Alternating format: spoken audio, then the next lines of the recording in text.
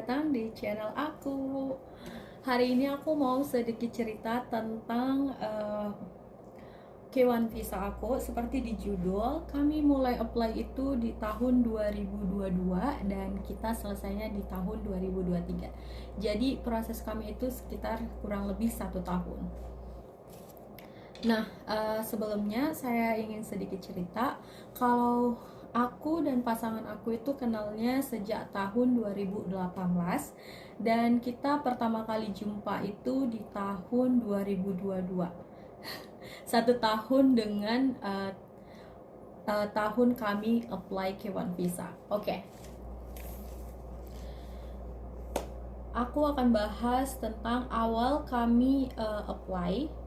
Kami apply itu di tanggal 5 April 2022. Nah, apa aja berkas yang kami masukin? Di sini ini di video kali ini aku akan bahas prosesnya berdasarkan pengalaman pribadi aku sendiri, oke? Yang pertama itu form I-129F. Dan yang kedua itu kami masukin form I-134 atau Affidavit of Support. Dan ketiga itu kami masukin, pasangan aku masukin itu pas foto aku dan pas foto dia. Itu pas fotonya udah ada ketentuannya, yaitu 2x2 inci, 2 lembar, backgroundnya putih. Terus kami masukin itu juga akta lahir atau birth certificate dari pasangan aku dan juga diriku sendiri yang udah ditranslate ya. Setelah itu kami masukin W2 atau bukti transaksi pajak, pembayaran pajak pasangan aku. Terus kami masukin evidence of relationship, bukti hubungan kalian. Nah, bukti hubungan ini bisa seperti foto kalian bersama, itu wajib. Foto kalian berdua sama pasangan membuktikan bahwa kalian benar-benar udah jumpa. Terus awal chat kalian, screenshot awal chat kalian. Terus historical. Kalau aku kemarin kami masukin juga boarding pass pas kami ketemu. Terus foto bareng sama orang tua aku dan juga screenshot foto aku dan mamanya pas kami video call, seperti itu. Terus juga kita masukin juga statement of intent to marry. Jadi di situ seperti pernyataan kedua belah pihak bahwa kita menyatakan akan setuju untuk menikah. Terus notification itu G1145. Nah, dan juga jangan lupa kita masukin cek kesannya untuk pembayaran apply visa. Nah, berapa? Kalau kami kemarin itu sekitar $500, tapi kalau sekarang kalau aku searching biayanya udah jadi $800. Nah, setelah apply, kami dapat NOA 2-nya itu di tanggal 14 April 2022. Itu lumayan cepat ya. Di NOA 1 itu kalian bisa lihat ada yang namanya receipt number. Nah, receipt number ini kegunaannya yaitu kita bisa track sejauh mana cash kita. Dari NOA 1 ke NOA 2 di situ kita harus lebih sabar karena beberapa case, beberapa orang memang ada yang bisa selesai sampai 6 bulan, ada yang 8 bulan, dan ada yang 1 tahun, bahkan ada yang lebih 2 tahun seperti itu. Jadi nggak bisa dipastiin juga ini bakalan cepat atau gimana, tapi yang namanya kita berusaha. Jadi makanya aku dan pasangan aku itu pas kita apply kita masukin semua data kita, jadi apa-apa aja yang dibutuhkan gitu.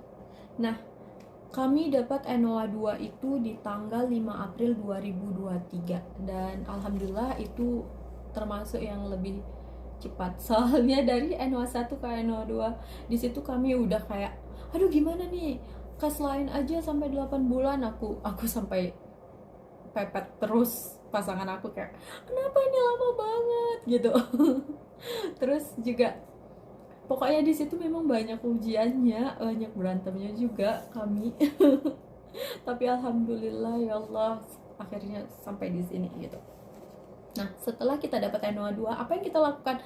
Kita tunggu lagi. Kita tunggu lagi sampai embassy yang di Jakarta itu email pasangan kita. Nah, setelah mereka email, di situ udah berarti udah ada ibaratnya lampunya udah kuning tuh. Udah mau pindah-pindah ke hijau gitu.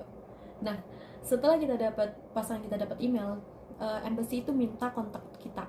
Nah, nama kita, alamat lengkap kita, terus kontak HP kita, email, dan tanggal lahir kita juga.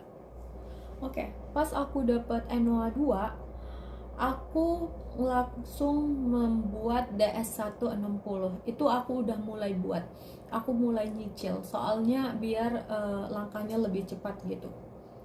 Nah, setelah itu sambil kita menunggu email dari Embassy Jakarta, di situ aku udah mulai mengisi yang namanya DS160. Nah, setelah kita dapat email dari Embassy Jakarta, di situ kita disuruh, ada linknya, kita disuruh untuk buat akun. Nah, setelah kita buat akun, kita melakukan pembayaran. Nah, pembayarannya itu kita bisa transfer sebenarnya. Kalau aku pribadi, aku pilih langsung ke CMB Bank.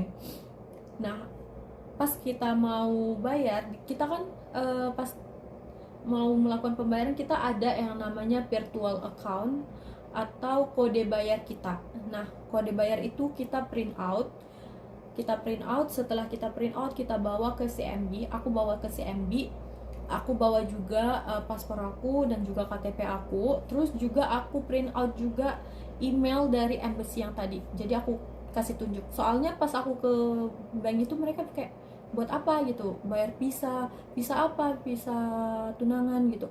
Jadi mereka kayak bingung, ini emailnya. Setelah itu baru dia proses, kita bakalan dapat bukti pembayaran. Nah, bukti pembayaran itu disimpan ya, simpan baik-baik, jangan hilang, oke? Nah, 1 kali atau 2 kali 24 jam kita akan dapat email bahwa pembayaran kita sudah selesai. Nah, setelah itu barulah aku buat appointment untuk medical check up. Pas aku buat appointment medical check up, aku juga bisa membuat untuk appointment untuk interview. Nah, di situ pas kita mau buat appointment untuk interview, sebenarnya ada beberapa tanggal yang bisa kita pilih. Nanti kalian bisa pilih yang tercepat. Kalau aku kemarin memang aku pilih agak lama. Dan saran dari embassy itu pilihnya 10 hari setelah medical check up. Jadi jaraknya itu harus 10 hari. Kalau aku kemarin, aku medical check up itu tanggal 29 Agustus dan pilih untuk interview itu di tanggal 14 September. Jadi lumayan jauh jaraknya. Karena apa? Ada beberapa yang bilang itu bisa jadi pas kita dapat vaksin itu bisa jadi kita demam atau meriang atau gimana atau sakit gitu. Jadi untuk menghindari hal-hal yang tidak mengenakan, jadi pilihlah agak jauh gitu. Nah, setelah medical check up, untuk medical check up sendiri kita itu ada beberapa rumah sakit yang ditentukan oleh embassy itu sendiri. Nah, salah satunya itu rumah sakit Bintaro. Nah, aku kemarin ke rumah sakit Bintaro untuk medical check up-nya. Dan mereka nanti pas kita buat appointment, mereka akan tanya untuk keperluan apa kita melakukan medical check up. Terus waktu itu aku kasih screenshot bukti email dari si embassy. Mereka juga minta yang namanya receipt number aku. Terus juga mereka akan kasih tahu apa aja yang kita bawa. Nah, salah satunya untuk medical check up kita tidak boleh dalam keadaan haid, dan juga kita juga nggak boleh dalam keadaan sakit. Oke, jadi kita harus sehat walafiat. Aku kemarin disuruh kalau nggak salah bawa paspor, dan juga aku bawa NOA 2 karena mereka butuh alamat pasangan kita. Nanti kalian akan dikasih tahu apa-apa aja. Nah, setelah medical check up, tanggal 14 September aku interview. Nah, pas interview itu di situ memang aku lumayan nervous. Aku sampai bingung. Aku bilang sama pasangan aku, ini bajunya gimana? Terus dia bilang, udah baju kaos biasa aja juga nggak masalah. Terus aku bilang, masa kayak gitu sih, interview kan nggak kayak gitu. Karena aku mikirnya gini, interview itu harus formal, hitam putih, terus pakai pansus, terus rapi gitu kan. Enggak, kamu pakai baju biasa aja nggak masalah, pakai sandal jepit juga nggak masalah katanya. Terus aku bilang, masa sih kayak gitu. Terus jadi aku terakhir harus aku belanja, aku bawa celana keper, aku belanja baju kemeja putih. Terus aku bilang, aku nggak punya pansus, masa aku pakai sandal kayak gini gitu. Terus dia bilang, enggak masalah, aku nggak mau lah kalau kayak gitu, nanti aku disuruh pulang, aku bilang. Terus kami pergi ke Bata, cari sepatu yang murah aja lah ya kan. Terus aku beli sepatu, sebenarnya pansusnya juga bukan pansus kerja gitu, enggak, pokoknya yang ketutup kakinya lah, jangan pakai sendal, aku bilang kayak gitu. Jadi aku belanja beli sepatu. Terus kami berangkat itu pagi mau interview itu aku kalau nggak salah jam 11 siang. Aku pergi itu dari jam 9 aku jalan. Kebetulan aku kemarin itu tinggal di hotel yang bisa jalan kaki untuk ke embassy-nya. Aku jalan kaki dong, jalan kaki kami. Nah pas di sana, pas mau masuk, pokoknya jangan bawa yang namanya alat elektronik, karena mereka bilang kayak gitu. Jadi terakhir aku sama pasangan aku, aku kasih sama dia, aku cuma bawa berkas. Jadi petugasnya nanya, ada bawa HP atau segala macam? Enggak. Tas aku titip sama pasangan, aku bilang gitu sama dia, aku bilang. Terus disuruh masuk. Nah kalau kita ada nitip, kita bakalan dikasih kayak nomor untuk tempat yang kita titip, tempat tas kita yang kita titip tadi. Karena aku nggak ada, jadi terasa aku langsung aja katanya gitu. Terus aku langsung masuk, terus kita di situ nunggu. Nah pas kita nunggu itu nanti udah banyak juga sih. Aku kemarin itu cuma ada 5 orang kalau nggak salah di dalam, yang sama kayak aku untuk K1 visa. Terus kita tunggu sampai nanti nama kita dipanggil. Pas nama kita dipanggil nanti mereka nanya mana berkasnya. Nah aku bawa berkas-berkas itu. Terus nanti setelah kita kasih, waktu itu aku gini, karena aku bawa terlalu banyak sampai fotokopian segala macam aku bawa, hal-hal yang nggak penting aku bawa karena aku takut berkas aku nggak lengkap. Jadi terakhir ini nggak perlu, aku cuma waktu itu saking kan banyaknya, dia sampai lupa bawa ngambil paspor aku. Jadi terakhirnya teman kakak-kakak yang di sebelah aku yang nunggu juga untuk interview, dia bilang, ini paspor kok masih sama kamu, padahal tadi punya saya udah diambil loh, katanya gitu. Hah, jadi gimana nih, aku bilang gitu kan. Udah nanti pasti ditanya lagi, katanya gitu. Oh serius gitu. Terus aku nunggu mereka satu-satu udah mulai interview, dan giliran nama aku situ udah deg-degan. Gimana nih paspornya nih masih di sini gitu. Aku sambil megang bukti berkas aku kan, aku gini, ini gimana nih. Terakhir pas jumpa sama yang interview, aku sengaja pegang paspor aku kayak gini biar dia lihat. Terus pas dia lihat, oh itu boleh sama saya, katanya. Oh yes, aku bilang gitu.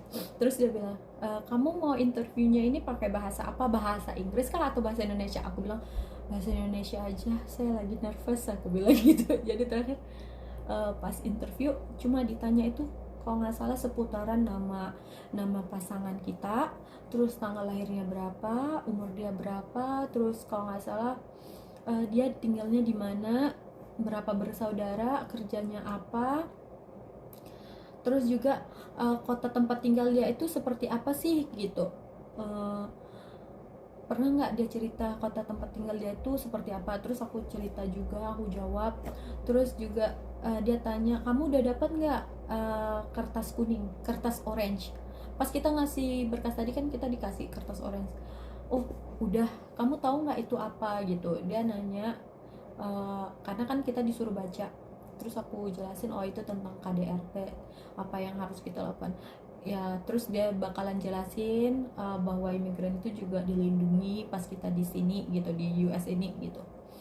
Nah setelah itu baru dia bilang, nggak ada ibaratnya jeda kayak dedeng dedeng atau dia pergi kemana gitu terus bawa kertas, enggak. Dia cuma bilang oke, selamat visa kamu diterima, selamat ya gitu-gitu. Aku kayak aku cuma kayak beban di sini tuh kayak udah, aku cuma gini.